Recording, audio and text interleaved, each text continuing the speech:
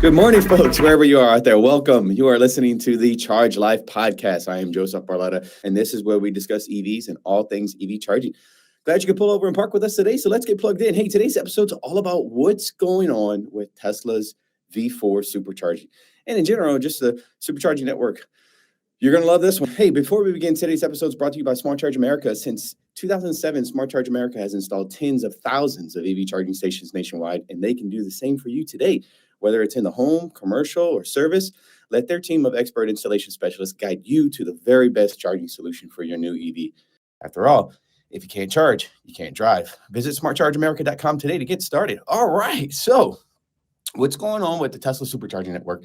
And of course, the most coveted V4 supercharging. So here's what we know so far. What we've discovered was we're still it's good to know that in 2023, Tesla installed over 50,000, total accumulation of over 50,000 supercharging stalls globally. Okay, so they did that in the span of 11 years. So from 2012, okay, the first supercharger was in Hawthorne, California, and 2023, where they hit their 50,000th supercharger, you can see it took them 11 years.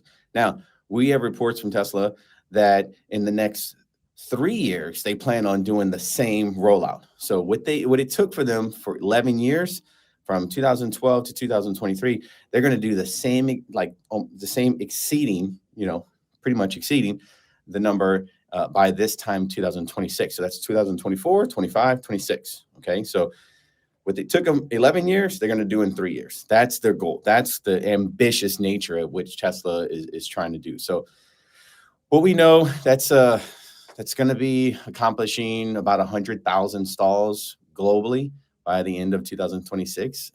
And, the interesting thing is,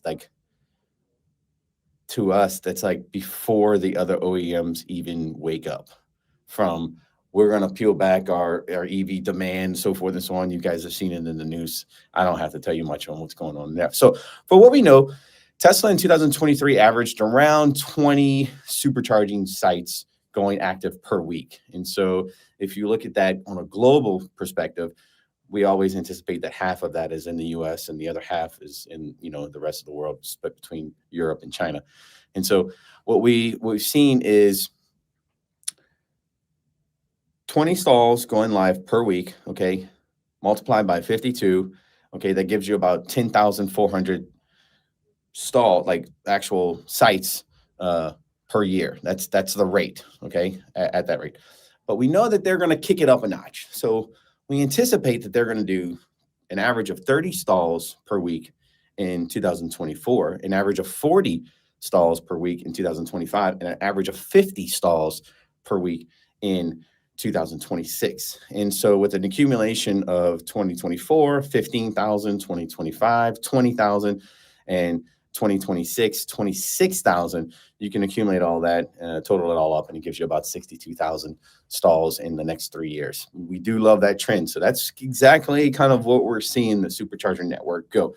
Now, we are in talks with Tesla on their destination chargers. And so we know that destination chargers are explicitly kind of peppered throughout the city, so forth and so on, to kind of complement and offset some of the constraint that certain supercharger sites may have with regards to their drivers, so forth and so on. And so look, if you can, guys, go ahead and click the thumbs up icon below if you can.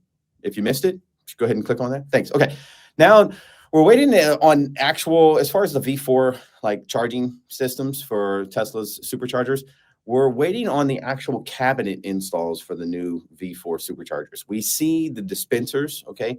However, in the interim, I guess we're getting some complaints from consumers that are visiting some of these V4 supercharger sites out in Europe. And, complaints are that the V4 stalls are actually worse for drivers than, the version 2. They have to deal, basically, the cables are heavier. They're complaining that the cables are heavier. They're complaining that the cables are less flexible. So because they're heavier, they're more, they're a little bit more built to handle the amount of amps and voltage that's going through them. So they're heavier, they're thicker, they're less flexible. They talked about less grip inside the unit whenever they're putting the actual connector in the holster. I guess there's less grip on that end, and so they're constantly slipping out and hitting the ground, hitting the snow or whatnot. And they're complaining that they're taller and they're opaque, so you can't see through them. So one of the nice things about the Tesla and the V3 superchargers are that they don't really they lend to the aesthetics of the I guess the overall environment landscape, visuals wise. So when you see them, you can kind of see through them and whatever. These are big, they're giant, they're opaque. That has to do with just the fact that the old ones were running off of 400 volts, which are you can fit a lot less components in there. But when you kick it up to 800 volts, you have a lot heavier duty machinery in there that you need that space to be able to basically house the fan units and everything else that actually goes into those cabinets. And so, yeah, I mean, look, our value conclusion from this particular subject matter was the fact that as the EV industry grows, Tesla will have to as well. And indubitably, Tesla's supercharging infrastructure department will be faced with accelerated growth pressures as it's now holding the entire EV automotive industry like on its shoulders, with the rest of the industry's OEMs moving over to the NACS standards. So that being said, Tesla will absolutely need to roll out this type of effort that we're seeing, the next 50,000 unit effort, across the world in the next 3 years.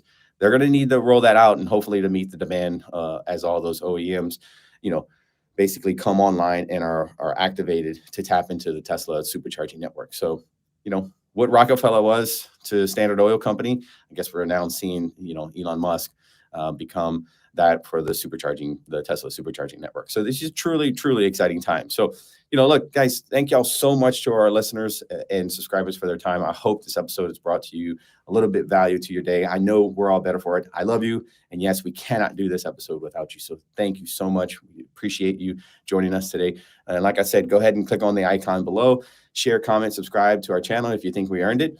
And before we leave, we're going to see if we can take... Yeah, I think that's it. Thanks again for charging up with us today. Keep in mind, you can always find us at smartchargeamerica.com. And remember, folks, if you can't charge, you can't drive. We'll see you next time. Cheers.